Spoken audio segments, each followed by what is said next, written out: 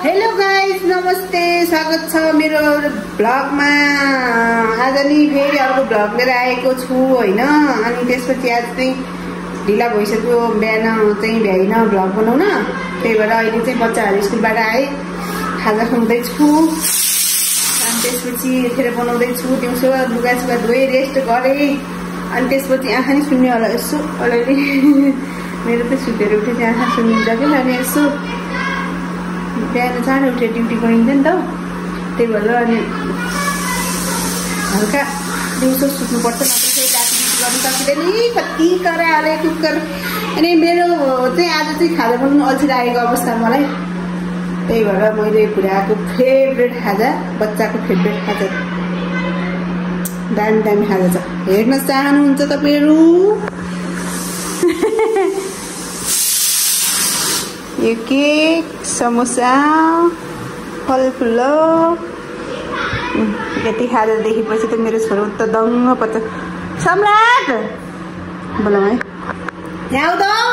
तिमी चाहिँ अर्को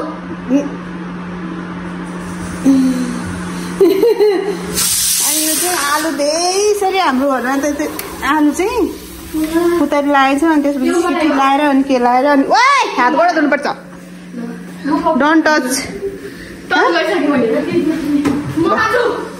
मैले खाएँ म खान्छु नि, किन तिमीहरूलाई दिने? किन केक नखाने? ऊ चाहिँ फुल डाइटिङमा होला होइन, केक नखाने रे। अनि मेरो छोरो उसलाई चाहिँ भनेदेखि हरेक चिज मनपर्छ। तिमीले कहाँको झिक्या? त्यो अचार यो होइन, यहाँको झिक्या। यो गाजर चाहिँ बिमर्साले खाएँ, बिकिसाले खान्छ, तिमीले खाने होइन। मेरो छोरोको त दाँत मैले खाइदिनु नि त। अनि यो खाजा यस्तो यस्तो मनपर्छ, खुसी हुन्छन्। के गरेको थियो स्कुलमा? के लाग्ने उसलाई आज खानु त परे जाओस्, भोलि खानाको फ्री छ।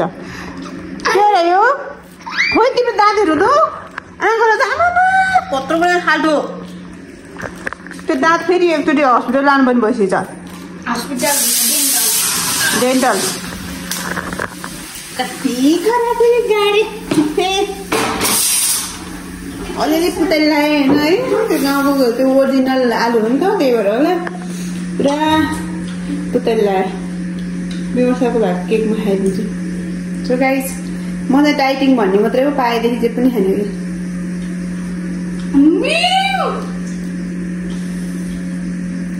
पुरा राम्रो लाग्यो खाने।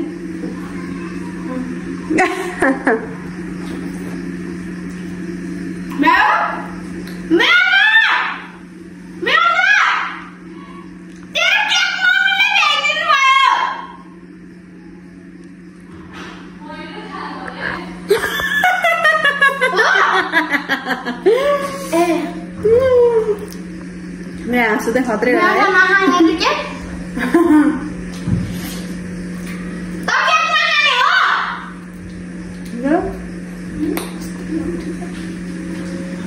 यस्तो खाएपछि जाने कि यसो लाएर चम्चाले खानु पर्यो। कसरी खाने चम्चाले? यहाँसम्म न केकको भाँडासम्म ल। एक चम्चा मात्रै खान्छु नि, त्यसपछि तिमीलाई।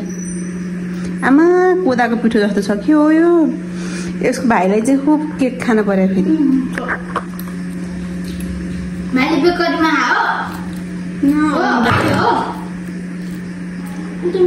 बिमर्साले नखानुको कारण त्यो अन्डा ठासै गनाउने रहेछ, त्यो नखा। किनभने ऊ भेजिटेरियन हो नि त। अयो मलाई इङ्ग्लिस आउँदैन कि, म नेपाली हो, त्यही भएर।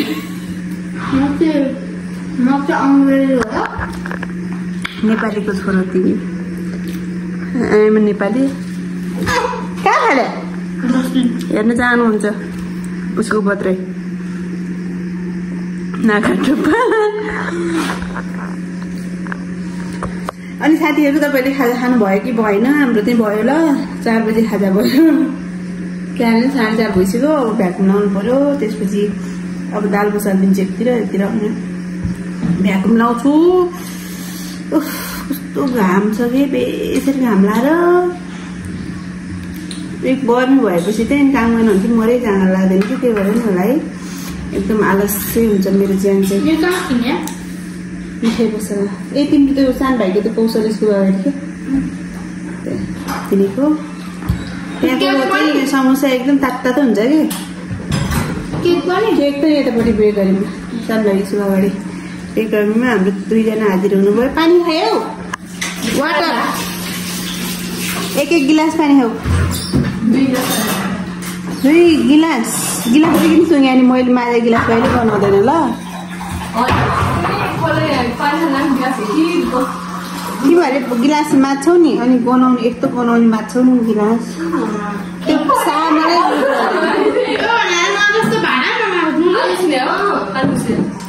त्यो पुतली आलुमा त्यो पुतली लगायो र अनि त्यो काट्दा साध्यै नलाएर है अनि उसिनेको आलु खान नै घिन लाग्छ त्यो भुइँरा निकालेर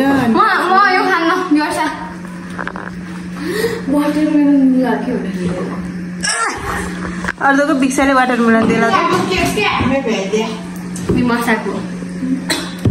गाइस एउटा चाहिँ आएर 2टा समोसा एउटा केक खाएर अनि त्यसपछि खेल्न गयो 4 बजे आउने 3 बजे आउने 4 बजे भनेर 4:30 बजे आइपुग्ने यिनीहरू हुने भयो भने उतै पर्यो भने 4 बजे ट्याक्कै घर आइपुग्छ उतै पर्यो भने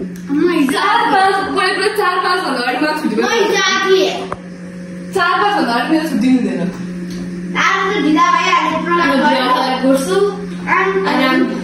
यो कुदेर सरासर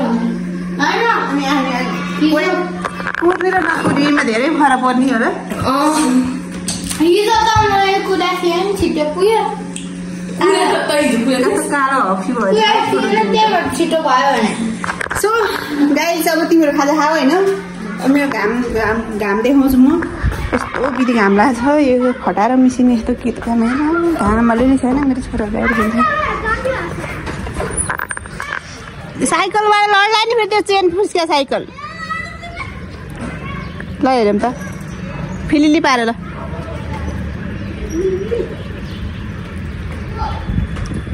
ल चेन कसले हाल्यो ल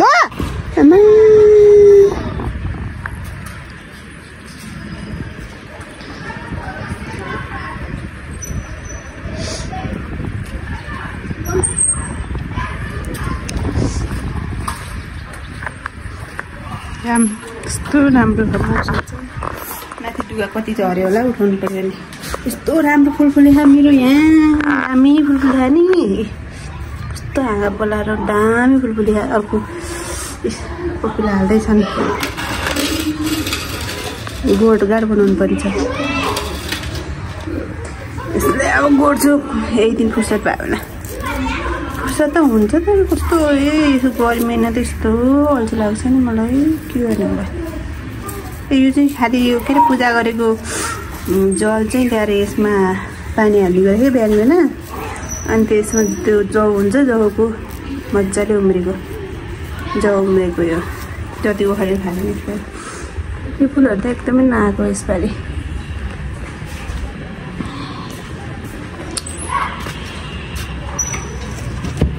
सो माथिबाट भ्यू देखाउँछु तपाईँहरूलाई यस्तो दामी भ्यू आउँछ हाम्रो घरबाट हेर्न सक्नुहुन्छ लुगा धोएँ र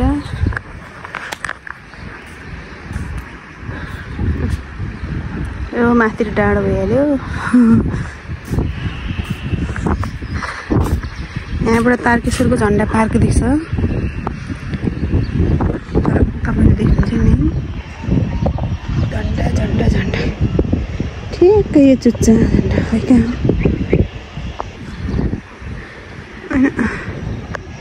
जाउँ भन्दा क्या हो ठ्याक्कै यो उसमा छ झन्डा पार्क त्यसको तलपट्टि शान्तिधाम रातो रातो देखिए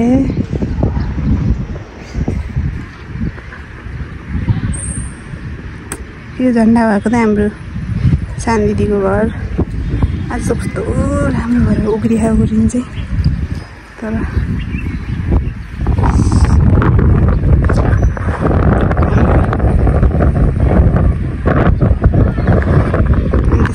बुवाले फर्सी उमार्नु भएको अब बारीमा लगाएको साथै साग हुन्छ त्यो त थाहा छैन।